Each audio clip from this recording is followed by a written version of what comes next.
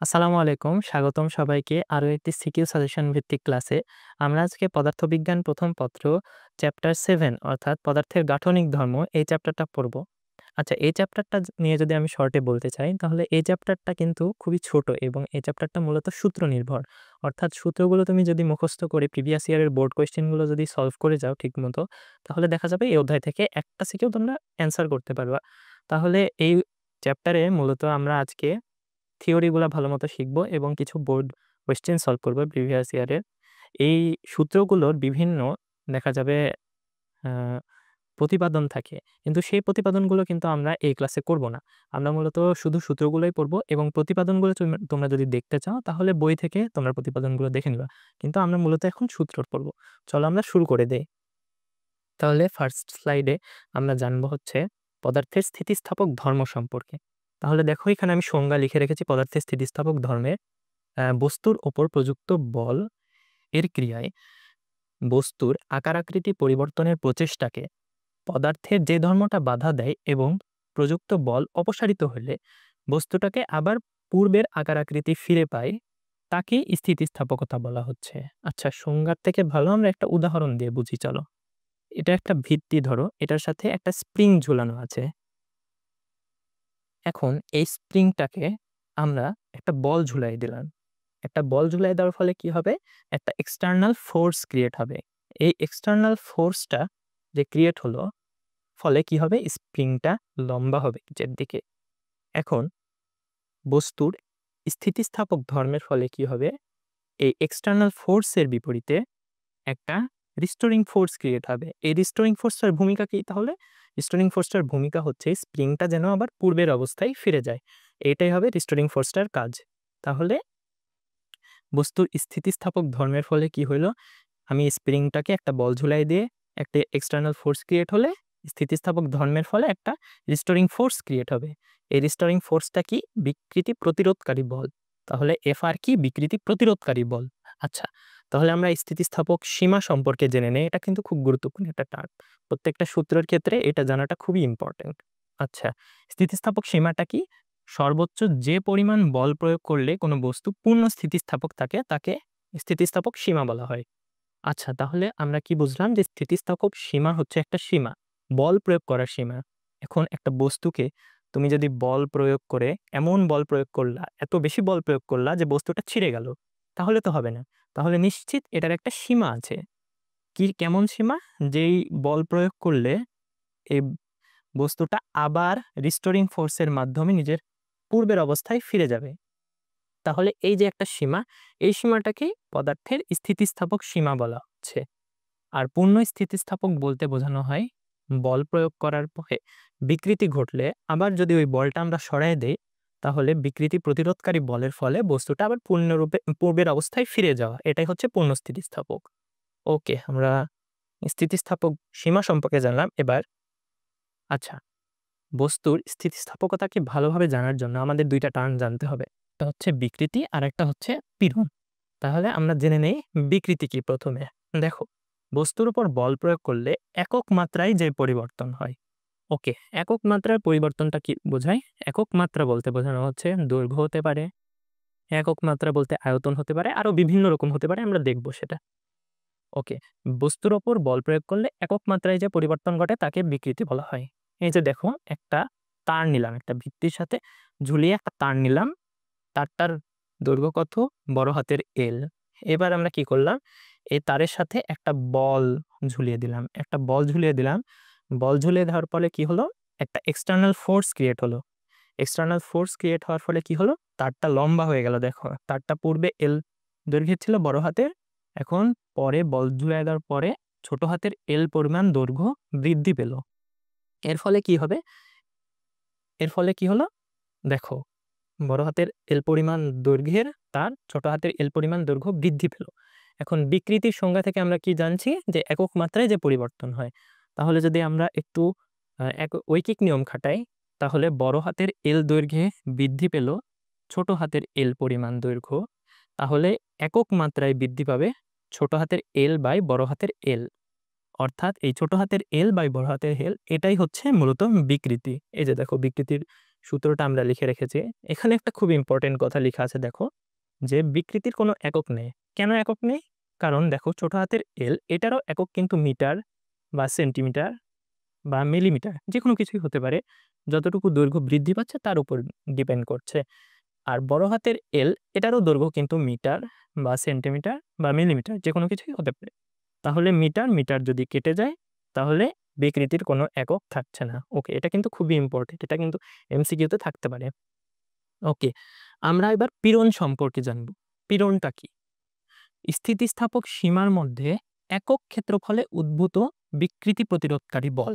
তাহলে বিকৃতি প্রতিরোধকারী বলটা কি? দেখো, আমরা কিন্তু আগের স্লাইডে জেনেছি যে বিকৃতি প্রতিরোধকারী বলটা হচ্ছে এফ আর, অর্থাৎ রিস্টোরিং ফোর্স। ওকে, তাহলে সংজ্ঞা আবার এই উদাহরণে খেয়াল করি আমরা। এই তারের উদাহরণে দেখো, বড় হাতের এল দৈর্ঘ্যের তারটা একটা বল ঝুলিয়ে দেওয়ার ফলে এক্সটার্নাল ফোর্স ক্রিয়েট হয়েছে এবং ছোট হাতের এল দৈর্ঘ্য পরিমাণ বৃদ্ধি পেয়েছে। তাহলে বড় হাতের মানে এক্সটার্নাল ফোর্সের বিপরীতে তারে একটা রিস্টোরিং ফোর্স ক্রিয়েট হয়েছে। এখন পীড়নের সংজ্ঞা থেকে কি বলা হচ্ছে? যে একক ক্ষেত্রফলে উদ্ভূত বিকৃতি প্রতিরোধকারী বল। তাহলে যদি এখানে এখানে কিন্তু তারের পৃষ্ঠতলের ক্ষেত্রফল হচ্ছে এ। এখানে ভালো করে খেয়াল করার একটা বিষয় আছে, সেটা হচ্ছে ক্ষেত্রফল। এখানে ক্ষেত্রফলটা কিন্তু পৃষ্ঠতলের, এটা ভালোভাবে মনে রাখতে হবে যে এখানে ক্ষেত্রফলটা হচ্ছে তারের পৃষ্ঠতলের ক্ষেত্রফল। ওকে, তারের পৃষ্ঠতলের ক্ষেত্রফল। তাহলে পীড়নটা কি? পীড়ন হচ্ছে একক ক্ষেত্রফলে উদ্ভূত বিকৃতি প্রতিরোধকারী বল। তাহলে এখানে দেখো, এ ক্ষেত্রফলে বিকৃতি প্রতিরোধকারী বল হচ্ছে এফ আর, অর্থাৎ রিস্টোরিং ফোর্স। তাহলে একক ক্ষেত্রফলে বিকৃতি প্রতিরোধকারী বল হবে এফ আর ডিভাইডেড বাই এ। তাহলে পীড়ন কি? এফ আর ডিভাইডেড বাই এ। এখানে ভালো করে লক্ষ্য করার বিষয় হচ্ছে এখানে যেই ফোর্সটা, সেটা কিন্তু এই যে এই ফোর্সটা, রিস্টোরিং ফোর্সটা, এটা কিন্তু এক্সটার্নাল ফোর্স না। যদি এক্সটার্নাল ফোর্স হয় তাহলে কি হবে? দেখো, যদি এক্সটার্নাল ফোর্স হয় তাহলে সেটা চাপ হয়ে যাবে। আমরা কিন্তু আগের সূত্র থেকে বুঝতে পেরেছি যে কিন্তু এফ বাই এ মানে হচ্ছে চাপ, এটা আমরা আগে পড়েছি। তো চাপের সাথে পীড়নের একটা মিল আছে, কিন্তু আমাদের পার্থক্যটা বুঝতে হবে। পার্থক্যটা কোথায়? পার্থক্যটা হচ্ছে এই যে দেখো, পীড়নের ক্ষেত্রে বলটা হচ্ছে রিস্টোরিং ফোর্স, অর্থাৎ স্থিতিস্থাপক ধর্মের ফলে তৈরি যে বলটা, আর চাপ হচ্ছে এক্সটার্নাল ফোর্স, অর্থাৎ বল ঝুলানোর মাধ্যমে আমরা যে বলটা প্রয়োগ করেছি সেটা হচ্ছে চাপ। ওকে, তাহলে এখানে লেখা আছে দেখো যে পীড়ন এবং চাপের সাংখ্যিক মান সমান। ওকে, আমরা পরের স্লাইডে যাই। পরের স্লাইডে আমরা যেটা পড়বো সেটা হচ্ছে হুকের সূত্র। একটা খুবই গুরুত্বপূর্ণ টপিক এটা, হুকের সূত্র। তাহলে বিজ্ঞানী হুক কি আবিষ্কার করেছেন? বিজ্ঞানী হুক দেখো বলেছেন যে স্থিতিস্থাপক সীমার মধ্যে পীড়ন বিকৃতির সমানুপাতি। তাহলে হুক কি এটা কিভাবে বললো এই কথাটা? হুক কি সঠিক বলেছেন? চলো আমরা আগের স্লাইড থেকে এই চিত্রটার মাধ্যমে একবার লক্ষ্য করি। দেখো, এই তারটাতে আমরা একটা বল ঝুলিয়েছি, একটা এক্সটার্নাল ফোর্স ক্রিয়েট হয়েছে। এখন দেখো, যদি এই বলের দৈর্ঘ্য, এই বলের ওজন আমরা যত বেশি বাড়াবো, দেখো তারটা কিন্তু তত বেশি লম্বা হবে নিচের দিকে, তত বেশি ঝুলে যাবে। তার মানে এক্সটার্নাল ফোর্স আমরা যত বেশি ক্রিয়েট করব, তারটার বিকৃতিটা তত বেশি হবে। তার মানে কি? দেখো, পীড়ন বিকৃতি সমানুপাতিক, কিন্তু আমাদের অবশ্যই খেয়াল রাখতে হবে যেটা, সেটা হচ্ছে স্থিতিস্থাপক সীমার মধ্যে। এই কথাটা মনে রাখতে হবে যে এই এক্সটার্নাল ফোর্সটা এত বেশি হওয়া যাবে না যেন তারটা পুরোপুরিভাবে ছিঁড়ে যায়। ওকে, তাহলে আমরা জানলাম যে পীড়ন বিকৃতি সমানুপাতিক স্থিতিস্থাপক সীমার মধ্যে। ওকে, তাহলে আমরা এখন দেখো সমীকরণে আসি। পীড়ন সমানুপাতিক বিকৃতি, আমরা যদি সমানুপাতিক চিহ্ন তুলে দেই তাহলে কি আসবে? একটা ধ্রুবক আসবে। এখন এই ধ্রুবকের একটা বিশেষত্ব আছে। দেখো, আমরা যে এই ধ্রুবকের মানটা যদি পৃথক করে নেই তাহলে ধ্রুবক সমান সমান পীড়ন বাই বিকৃতি আসছে। তাহলে এই ধ্রুবকের একটা স্পেশাল নাম দেওয়া হয়েছে। নামটা কি? স্থিতিস্থাপক গুণাঙ্ক।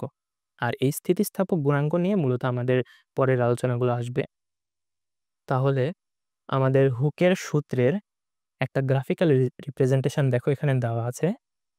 যে এক্স অক্ষে বিকৃতি এবং ওয়াই অক্ষে যদি পীড়ন হয় তাহলে এর গ্রাফটা হবে মূল বিন্দুগামী সরলরেখা। কিন্তু দেখো এখানে একটা এরিয়া মার্ক করা আছে। কেন এই মার্কটা করা আছে বলতে পারবা তোমরা? কারণ দেখো আমরা এখানে বলেছি যে স্থিতিস্থাপক সীমার মধ্যে, অর্থাৎ ফোর্সটা স্থিতিস্থাপক সীমার মধ্যে হতে হবে। এটার বাইরে যদি চলে যায় তাহলে গ্রাফটা এরকম বক্ররেখা হয়ে যায় আর মূলবিন্দুগামী সরলরেখা থাকে না। এটা আমাদের খেয়াল রাখতে হবে। ওকে, পরের স্লাইডে। ওকে, আমরা এখন দৈর্ঘ্য বিকৃতি, দৈর্ঘ্য পীড়ন এবং দৈর্ঘ্য স্থিতিস্থাপক গুণাঙ্ক সম্পর্কে জানবো। ওকে, আমরা চিত্রে চলে আসি ডাইরেক্ট।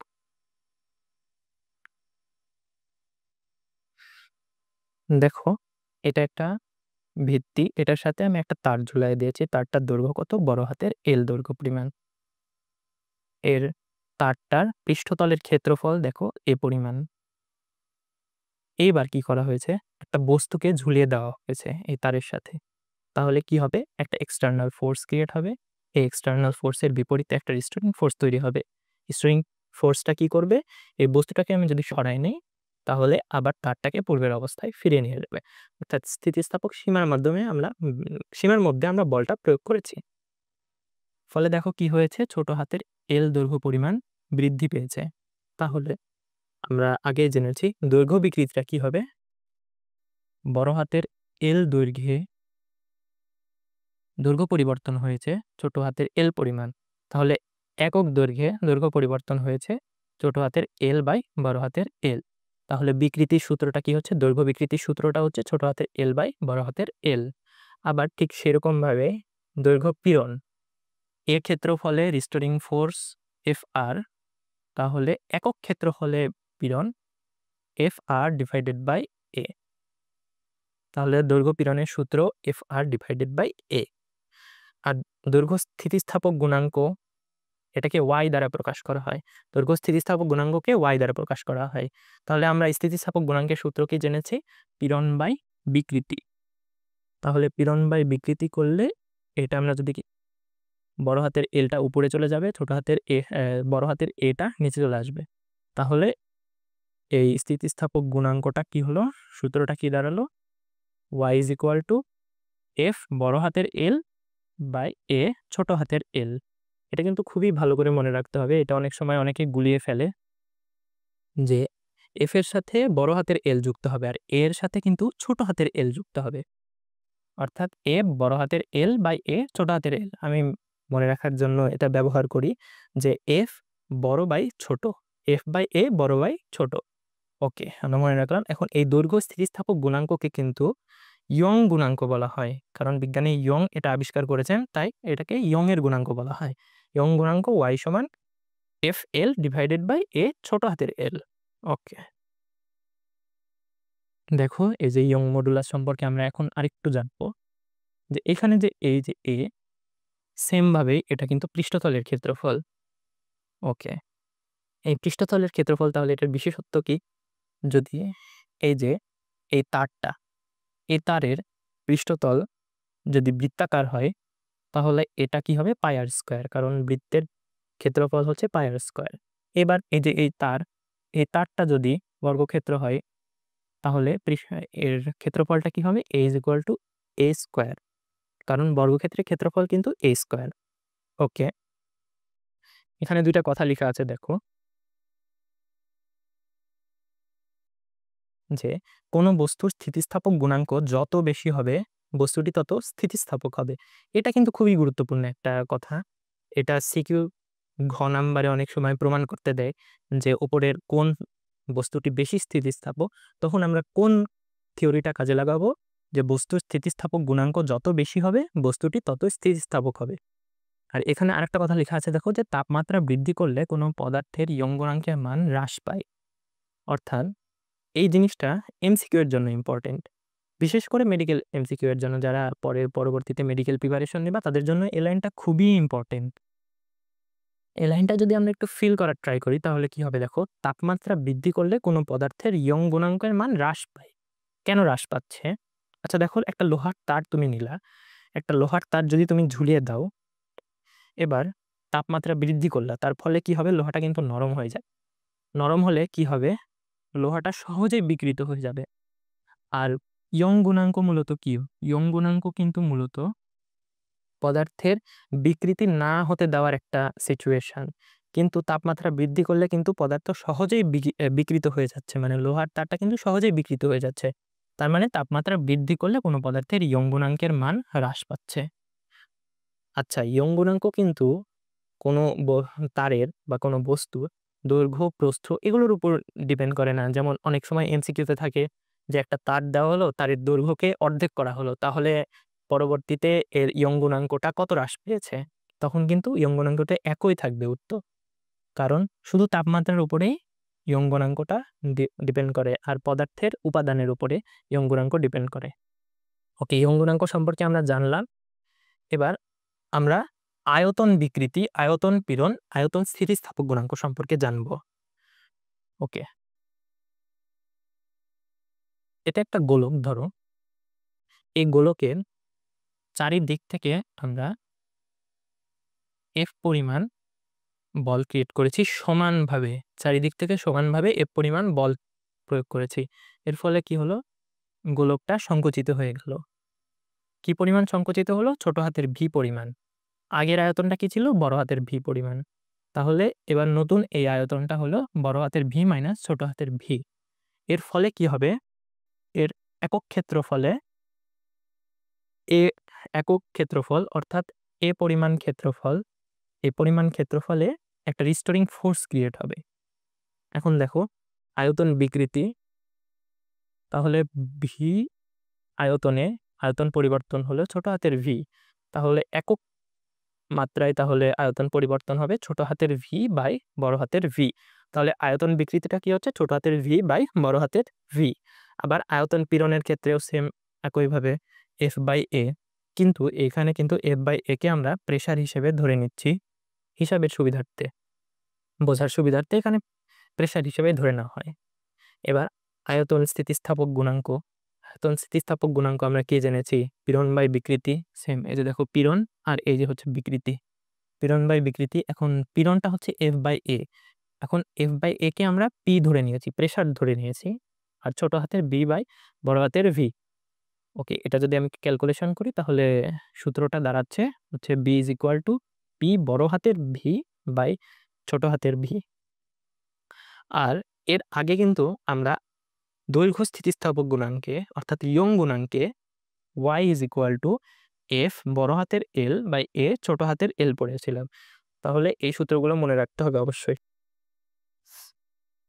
এখন আমরা দেখব যে আয়তন স্থিতিস্থাপক গুণাঙ্ককে কিন্তু অসংনম্যতা নামক একটা টার্ম দ্বারা ডিনোট করা হয়।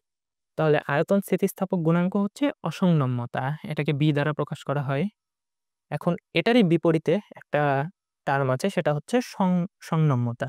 এখন সংনম্যতা জিনিসটা কি? সংনম্যতা হচ্ছে অসংনম্যতার গুণাত্মক বিপরীত রাশি। ভালো করে খেয়াল করতে হবে যে গুণাত্মক বিপরীত, অবশ্যই গুণাত্মক বিপরীত।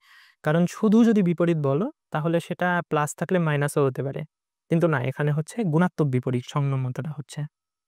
তাহলে অনেক সময় অনেকে এই অসংনম্যতা আর এই সংনম্যতা এই দুটাকে প্যাচ লাগিয়ে ফেলে যে কোনটা আয়তন স্থিতিস্থাপক গুণাঙ্ক আর কোনটা হচ্ছে এর বিপরীত রাশি। তো প্যাচ লাগানো যাবে না, এই বিষয়টা ভালো করে খেয়াল রাখতে হবে যে আয়তন স্থিতিস্থাপক গুণাঙ্ক হচ্ছে অসংনম্যতা, আর অসংনম্যতার বিপরীত রাশি হচ্ছে সংনম্যতা। K is equal two 1/b। তাহলে 1/b করলে 1/p বড় হাতের ভি বাই ছোট হাতের ভি। তাহলে সংনম্যতা হচ্ছে কে ইজ ইকুয়াল টু ছোট হাতের ভি বাই পি ভি। ওকে, আমরা এটা জানলাম। ওকে, আমরা এখন পরের স্লাইডটাতে চলে যাব। আচ্ছা, পরের স্লাইডে আমরা কি পড়বো? কৃন্তন বা ব্যবর্তন বা মোচড় বিকৃতি বা পীড়ন বা গুণাঙ্ক। ওকে, এখন কৃন্তন বিকৃতিটা কি? এখন এই যে এই চেয়ারটাতে, এই যে এই চিত্রটাতে খেয়াল করো, এই চিত্রটাতে আমরা একটা সলিড গ্রাউন্ড নিব, যে গ্রাউন্ডটা ফিক্সড হবে, এবং এই গ্রাউন্ডের সাথে এই যে বর্গক্ষেত্রটা আছে, এই বর্গক্ষেত্রের এর নিচের তলটাও একদম ফিক্সড হবে। তাহলে এই বর্গক্ষেত্রের উপরের তলে স্পর্শ করে, তলটাকে স্পর্শ করে আমরা একটা এফ বল প্রয়োগ করব। এফ বল প্রয়োগ করলে কি হবে? বর্গক্ষেত্রটা দেখো বেঁকিয়ে যাবে, বেঁকিয়ে যাবে। এর ফলে কি হবে? আমরা স্লাইড নিচের তলের সাথে স্লাইড জিনিসটা বেঁকিয়ে যাবে। এখন এইচ উচ্চতার সাপেক্ষে বেঁকিয়ে গেল এক্স পরিমাণ, তাহলে এককের সাথে বিকৃতিটা হবে x/h, তাহলে কৃন্তন বিকৃতিটা হবে এই x/h। ওকে, দেখো যে পরিমাণ সরে গেল সেটা হচ্ছে x, ভূমির সাথে উচ্চতাটা হচ্ছে h, আর যেই পরিমাণ বেঁকিয়ে গেল এই যে কোণটা সৃষ্টি করলো এটা হচ্ছে থিটা। এখন x/h আমরা যদি ভালোভাবে লক্ষ্য করি তাহলে থিটার বিপরীতে দেখো x আছে, আর এটা যদি আমাদের একটা সমকোণী ত্রিভুজ হয়, এই যে এটা যদি একটা সমকোণী ত্রিভুজ হয় তাহলে থিটার বিপরীতে হচ্ছে ভূমি, আর থিটার বিপরীতে এটা হচ্ছে উচ্চতা, এটা হচ্ছে ভূমি, আর h হচ্ছে উচ্চতা, তাহলে x/h এটা কি হবে? ভূমি বাই উচ্চতা, তার মানে কি এটা হচ্ছে tan থিটা। তাহলে কৃন্তন বিকৃতিটা হচ্ছে x/h, যেটাকে আমরা tan থিটাও লিখতে পারি। এবার আমরা শিখবো হচ্ছে কৃন্তন পীড়ন। কৃন্তন পীড়নটা কি? f/a, সেম ওইভাবে আগের মতো করে, কিন্তু এখানে খেয়াল রাখতে হবে যে f হচ্ছে স্পর্শ তল বরাবর প্রযুক্ত বল, আর এটা কি? এটা হচ্ছে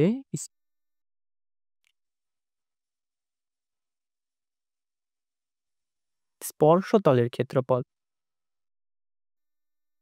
আমরা কিন্তু এর আগে যে এগুলো পড়েছিলাম সেগুলো হচ্ছে পৃষ্ঠতলের ক্ষেত্রফল, কিন্তু এটা কিন্তু স্পর্শতলের ক্ষেত্রফল।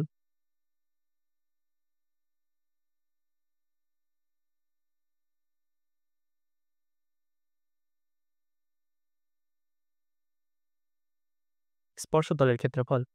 ওকে, এবার আমরা কৃন্তন গুণাঙ্কটা পড়ে নেব। কৃন্তন গুণাঙ্ক সেম ভাবে পীড়ন বাই বিকৃতি, কৃন্তন পীড়ন বাই কৃন্তন বিকৃতি, f/a ডিভাইডেড বাই x/h। তাহলে x/h কে আমরা এই যে tan থিটা লিখতে পেরেছি, এই যে f/a divided by tan theta. এখন a কে যদি আমরা নিচে নামাই দেই তাহলে সূত্রটা কি দাঁড়ালো? f/a tan theta. তাহলে ইটা, এখন কৃন্তন গুণাঙ্ককে ইটা দ্বারা প্রকাশ করা হয়, ইটা সমান সমান কি হচ্ছে? f/a tan theta. ওকে, এখন এখানে যদি লেখা আছে দেখো থিটা এর মান ক্ষুদ্র হয়, থিটা এর মান যদি ক্ষুদ্র হয় তাহলে tan থিটা থিটার সমান হবে। কিন্তু আমরা এই সূত্রটা ইউজ করব না, আমরা সবসময় এই tan থিটা ধরে নিব। থিটা যতই ছোট হোক আমরা অ্যাকুরেট মান আনার জন্য সবসময় এই সূত্রটাই ইউজ করব, এটা is equal two f/a tan theta. তাহলে আমাদের সুবিধা হবে, আমরা এই সূত্রটা ইউজ করব না সবসময়। ওকে, পরের স্লাইডে। এখন আমরা এই যে দৈর্ঘ্য প্রসারণ করলাম, দৈর্ঘ্য প্রসারণের ফলে কিন্তু এই তারের মধ্যে একটা কাজ হবে, কৃতকাজ। এখন আমরা সেই মোট কৃতকাজটাই হিসাব করব। এই যে দেখো দৈর্ঘ্য প্রসারণে কৃতকাজ বা স্থিতিশক্তি, কাজার শক্তি কিন্তু সেম রাশি পাই। ওকে, এখন এখানে একটা কথা আছে, আমরা কিন্তু কাজ শক্তি ক্ষমতা অধ্যায়ে জেনেছি কাজ সমান সমান Fx, কিন্তু এখানে কিন্তু কাজ সমান সমান Fx নয়। কেন নয়? কারণ কাজ শক্তি অধ্যায়ে আমরা জেনেছি যে যখন Fx হবে কাজ সমান সমান তখন Fটা হবে কিন্তু ধ্রুবক, কিন্তু এখানে কি Fটা ধ্রুবক? এখানে কিন্তু Fটা ধ্রুবক না, এখানে Fটা কনস্ট্যান্ট না। এখানে আমরা এক্সটার্নাল ফোর্সটা, দেখো এখানে এক্সটার্নাল ফোর্সটা আমরা যত বেশি ক্রিয়েট করব বিকৃতিটা কিন্তু তত বেশি হবে, অর্থাৎ এটা কিন্তু কখনোই কনস্ট্যান্ট হচ্ছে না, আমরা যত চাই ততই বল দিতে পারি। তাহলে এখানে আমরা কিভাবে তাহলে কাজ বের করব? এখানে ইন্টিগ্রেশনের মাধ্যমে কাজটা বের করব, কিন্তু ইন্টিগ্রেশনের মাধ্যমে এখানে প্রতিপাদন করে দেখানো হয়নি। মূলত যদি প্রতিপাদন তোমরা কেউ দেখতে চাও তাহলে বই থেকে অবশ্যই দেখে নিবা, এখানে ডাইরেক্ট সূত্রটাই লেখা হয়েছে। আমরা ইন্টিগ্রেশন করে মোট কৃতকাজের বা স্থিতিশক্তির সূত্র পাই W বা ইপি হাফ ওয়াই, অর্থাৎ গুণাঙ্ক, স্থিতিস্থাপক গুণাঙ্ক, ওয়াই মানে পৃষ্ঠতলের ক্ষেত্রফল, ছোট হাতের এল স্কোয়ার বাই বড় হাতের এল। যেহেতু আমরা দৈর্ঘ্য প্রসারণ নিয়ে কাজ করছি সেহেতু এখানে ইয়ং গুণাঙ্ক আসবে।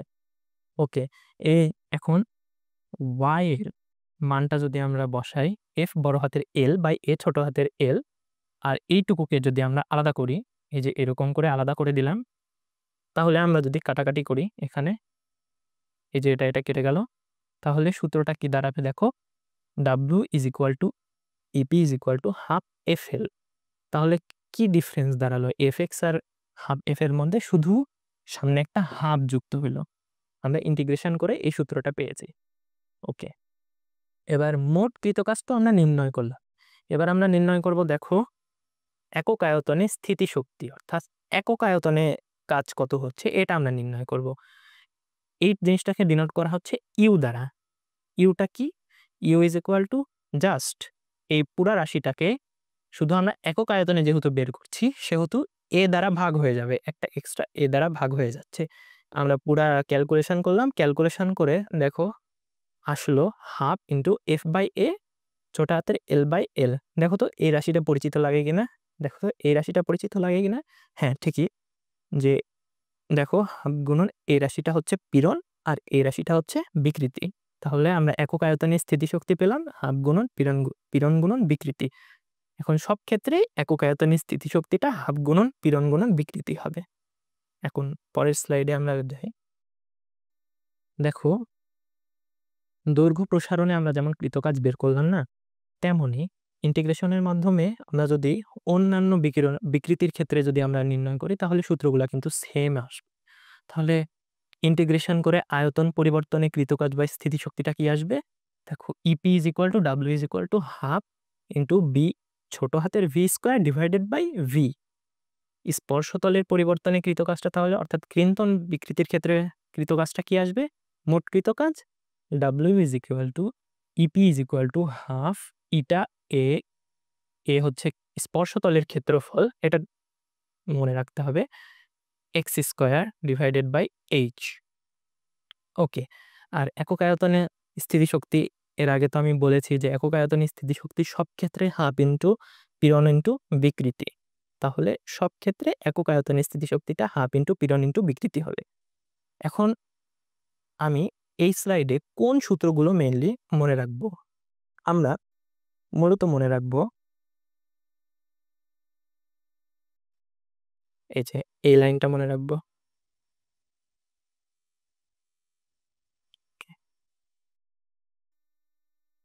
আমরা মূলত এই লাইনটা মনে রাখবো, আমরা মূলত এই লাইনটা মনে রাখবো, আর আমরা এই লাইনটা মনে রাখবো। আর পরের স্লাইডের এই তিনটা সূত্র মনে রাখবো অবশ্যই।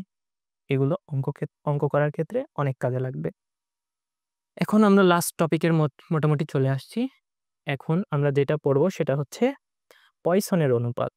অনেকে এটাকে পয়জন বলে ফেলে ভুল করে, কিন্তু না, এখানে পয়সনের অনুপাত, এটা পয়সনের অনুপাত বলতে হবে। তো বিজ্ঞানী পয়সন এই জিনিসটা আবিষ্কার করেছেন। তাহলে বিজ্ঞানী পয়সন কি বলেছেন চলো এটা আমরা জেনে নিই। দেখো এই চিত্রটার দিকে ভালো করে খেয়াল করো, এটা একটা তার। এই তারটাকে আমরা যখন নিচের দিকে ফোর্স ক্রিয়েট করে তারটাকে লম্বা করব, তখন এই তারটার দৈর্ঘ্য বড় হওয়ার সাথে সাথে কিন্তু দেখো কি হবে, পাশের দিক থেকে একটু চিকন হয়ে যাচ্ছে, অর্থাৎ এটার ব্যাসও কিন্তু কমে যাবে তারটার।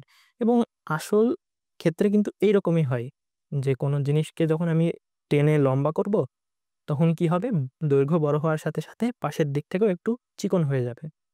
তাহলে ঠিক সেই জিনিসটাই পয়সনের অনুপাত দ্বারা আমরা নির্ণয় করব। পয়সনের অনুপাতের ক্ষেত্রে দেখো এখানে কি হচ্ছে, পয়সনের অনুপাতের ক্ষেত্রে পার্শ্ব বিকৃতি এবং দৈর্ঘ্য বিকৃতি দুইটাকেই হিসাব করা হয়েছে। তাহলে আমরা এই তারটাকে যখন বড় করছি, এটা হচ্ছে এল দৈর্ঘ্যের তার, বড় হাতের এল দৈর্ঘ্যের তার, ছোট হাতের এল দৈর্ঘ্য পরিমাণ বৃদ্ধি পেয়েছে। তাহলে দৈর্ঘ্য বিকৃতিটা কি হচ্ছে, ছোট হাতের এল বাই বড় হাতের এল।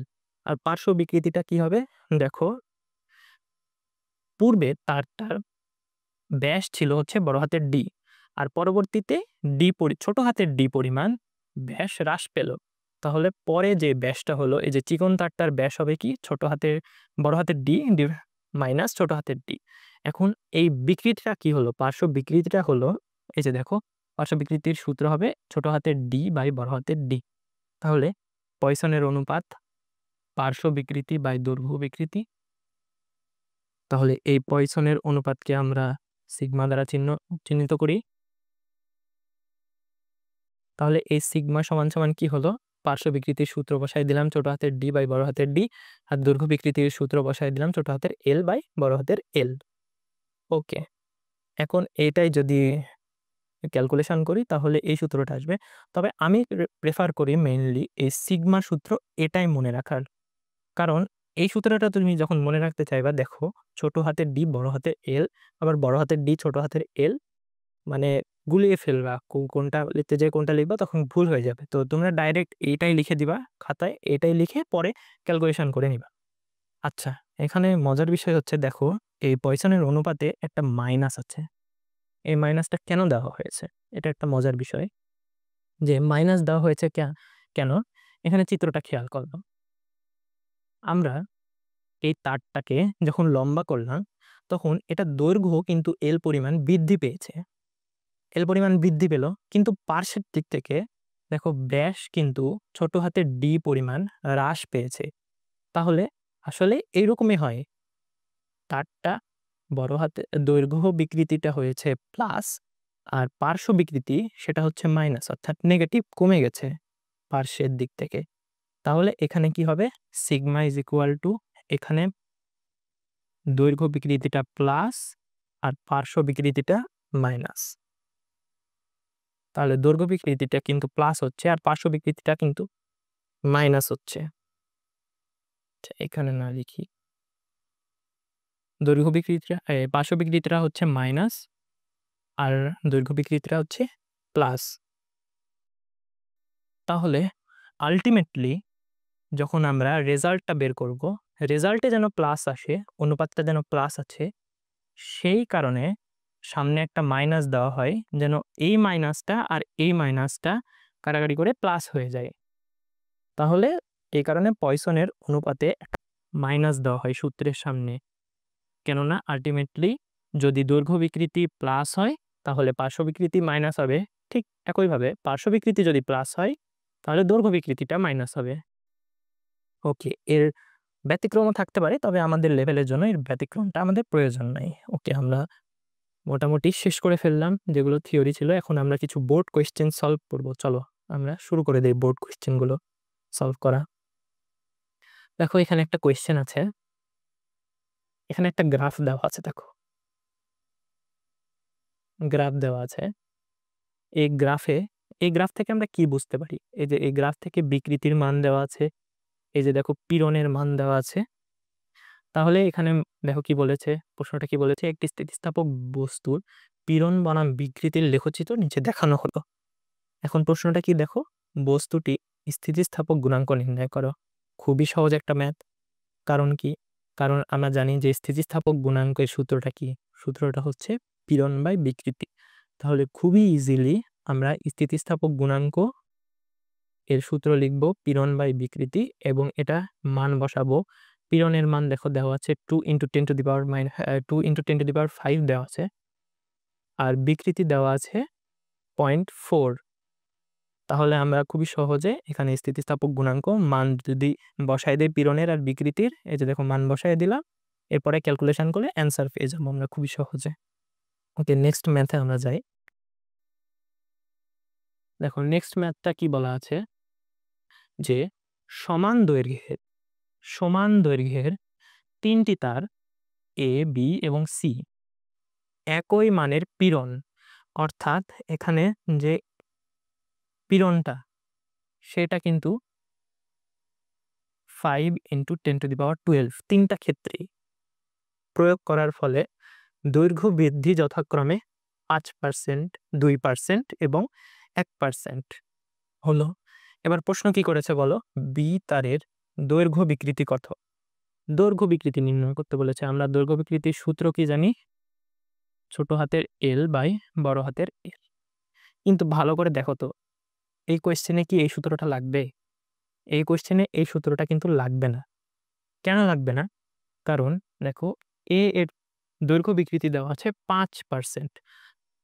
এর দৈর্ঘ্য বিকৃতি 5% বলতে কি বোঝানো হয়, দেখো 100 মিটারে দৈর্ঘ্য বিকৃতি হয়েছে 5 মিটার। আর আমরা বিকৃতির সূত্র থেকে, সংজ্ঞা থেকে কি জানি, যে একক মাত্রায় যে পরিবর্তনটা হবে মূলত সেটাই কিন্তু বিকৃতি। তাহলে আমরা একক মাত্রায় দেখো যদি বের করি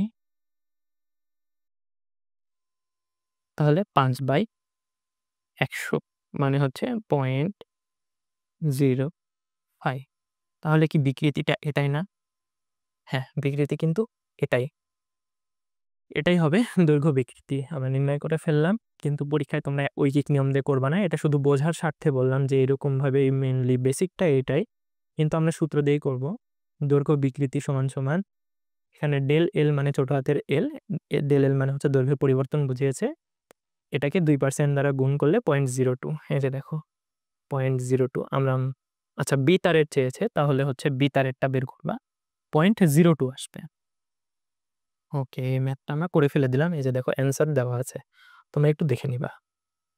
পরের স্লাইডে আমরা যদি যাই, তাহলে এখানে দেখো একটা কোয়েশ্চেন বাদ গেছে। সেটা হচ্ছে ঘ নাম্বারটা। আচ্ছা আমরা এখন ঘ নাম্বারটা করে নিব চলো। ঘ নাম্বারটা দেখো প্রশ্ন লেখা আছে উদ্দীপকের কোন তারটি বেশি স্থিতিস্থাপক? ওকে, খুবই সুন্দর কোয়েশ্চেন। আমরা দেখো এই স্লাইডে পড়েছিলাম একটা কথা।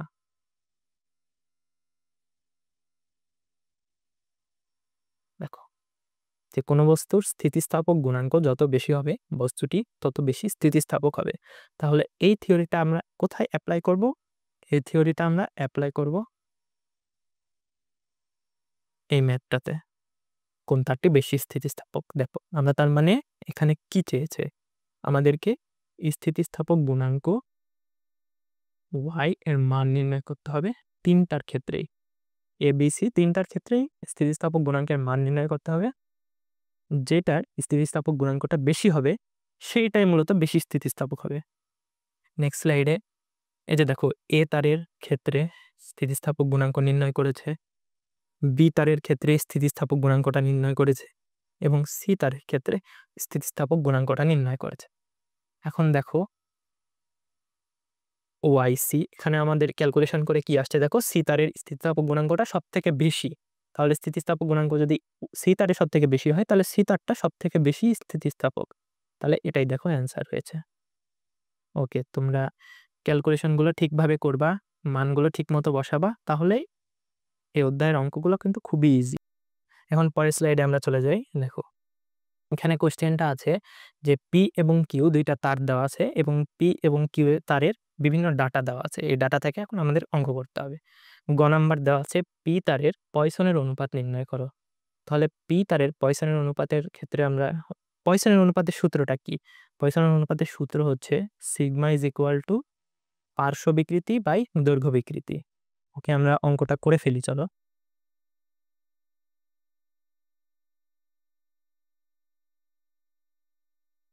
পয়সনের অনুপাত সিগমা ইজ ইকুয়াল টু পার্শ্ব বিকৃতি ছোট হাতের ডি বাই বড় হাতের ডি ডিভাইডেড বাই ছোট হাতের এল ডিভাইডেড বড় হাতের এল। এখন এই ছোট হাতের ডি বড় হাতের ডি এগুলো কিন্তু ব্যাস, কিন্তু আমরা কিন্তু এই ব্যাসকে ব্যাসার্ধ আকারেও লিখতে পারি এই সূত্রে। দেখো ছোট হাতের আর বাই বড় হাতের আর, ছোট হাতের এল বাই বড় হাতের এল আমরা লিখে নিলাম। তাহলে এটা মিশাই দেই, আমরা ব্যাসার্ধ আকারে লিখি ছোট হাতের আর ডিভাইডেড বাই বড় হাতের আর, ছোট হাতের এল ডিভাইডেড বাই বড় হাতের এল। কিন্তু এখানে কিন্তু দেখো ব্যাস হ্রাস দেওয়া আছে। তাহলে ব্যাস হ্রাস আর ব্যাসার্ধ হ্রাস দুইটা কিন্তু একই, দুইটা টার্ম কিন্তু একই। তাহলে আরেকটা মনে রাখার বিষয় হচ্ছে দেখো এখানে মিলিমিটারে দুইটা ব্যাস হ্রাস এবং দৈর্ঘ্য প্রসারণ দুইটাই কিন্তু মিলিমিটার এককে দেওয়া আছে। কিন্তু আমাদেরকে মিলিমিটার এককে বসালে দেখো দৈর্ঘ্য আর ব্যাসার্ধ কিন্তু আবার সেন্টিমিটার এককে দেওয়া আছে। তাহলে এখানে এককের একটা অমিল কিন্তু থেকে যাচ্ছে। তাহলে এইগুলা সবগুলাকে আমরা মিটারে আনবো হিসাবের সুবিধার্থে।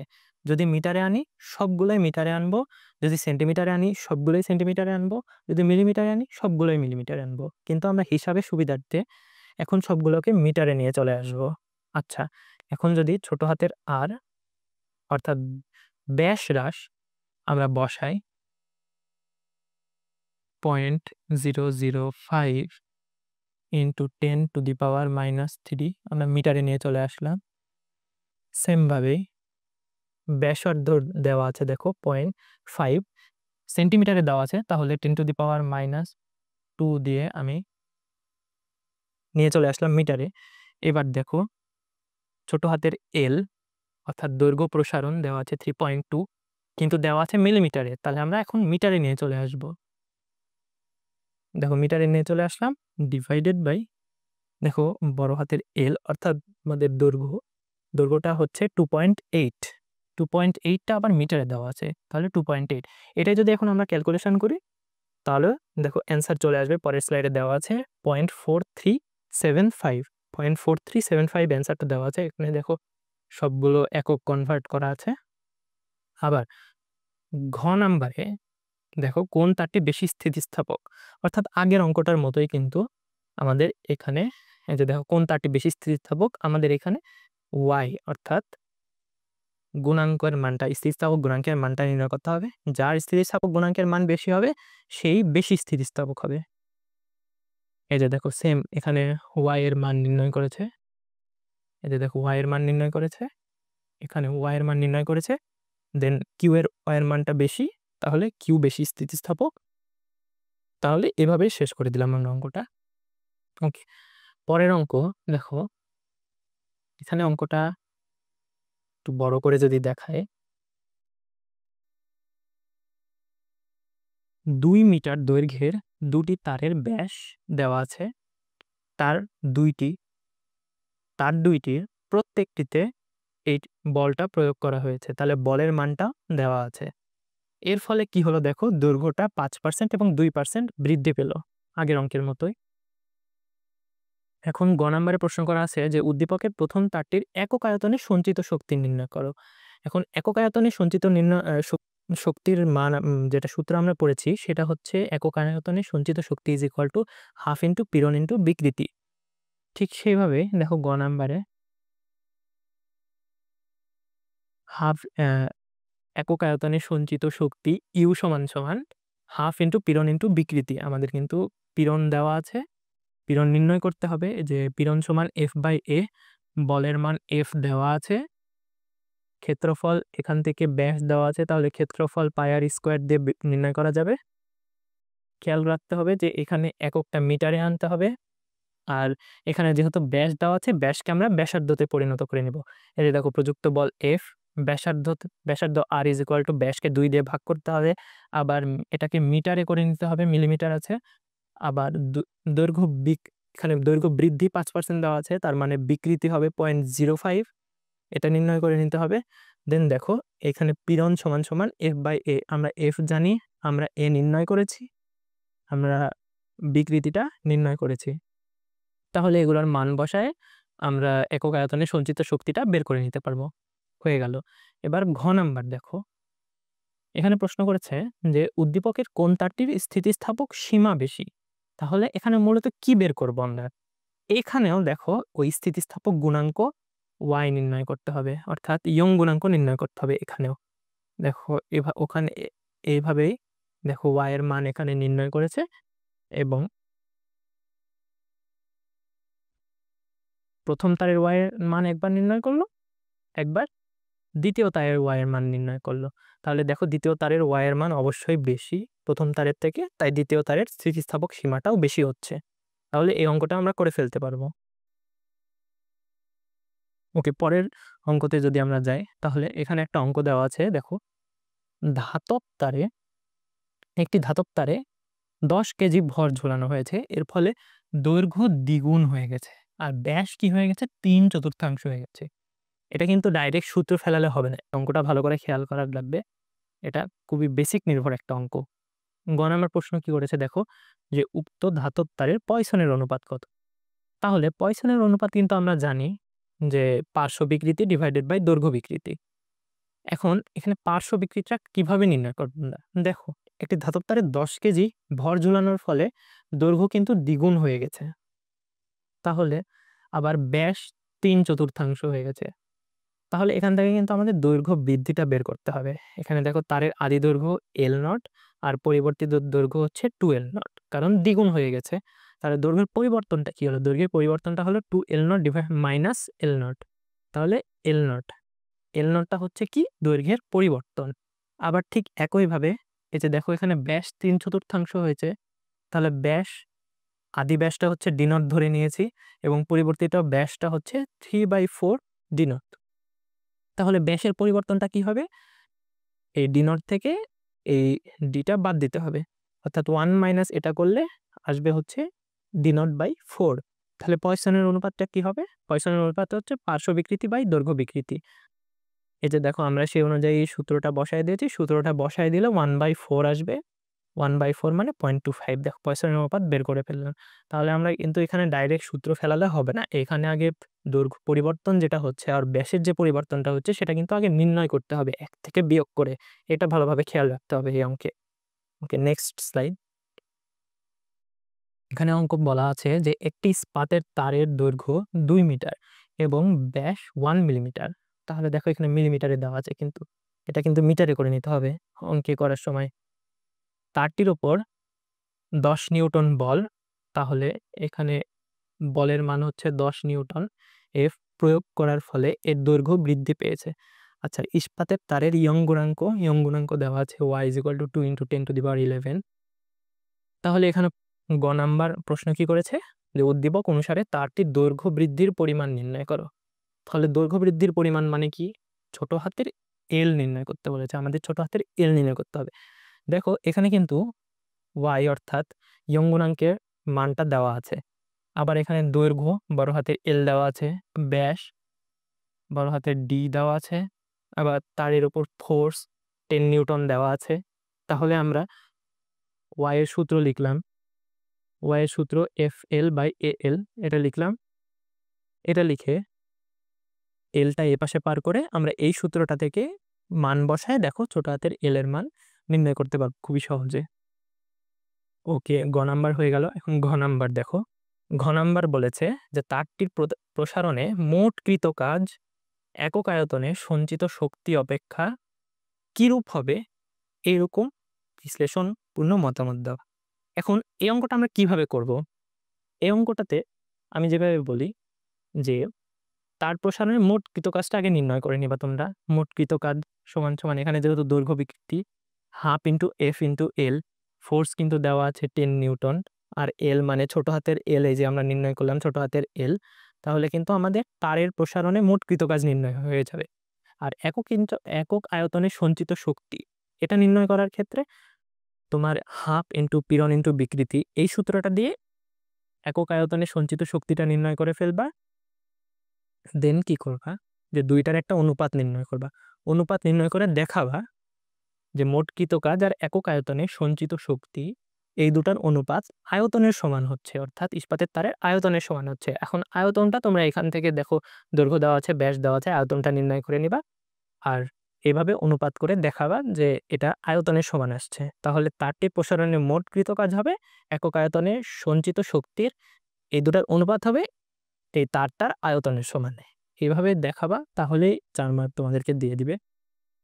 ওকে, তাহলে শেষ হয়ে গেল আমাদের এই চ্যাপ্টারটা।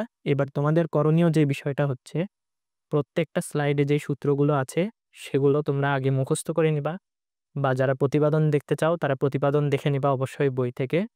দেন সূত্রগুলা প্রিভিয়াস যেই বোর্ড কোয়েশ্চেনগুলো আছে, আমি তো সবগুলো বোর্ড কোয়েশ্চেন করাই দিলাম না, যেগুলো বাদ থাকলো সেগুলো অবশ্যই তোমরা নিজে বাসায় করবা বসে থেকে সবগুলো।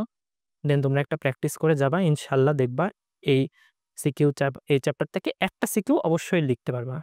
তাহলে আজকে এইটুকুই শেষ, পরবর্তী ক্লাসে আবার কোনো দেখা হবে। আসসালামু আলাইকুম।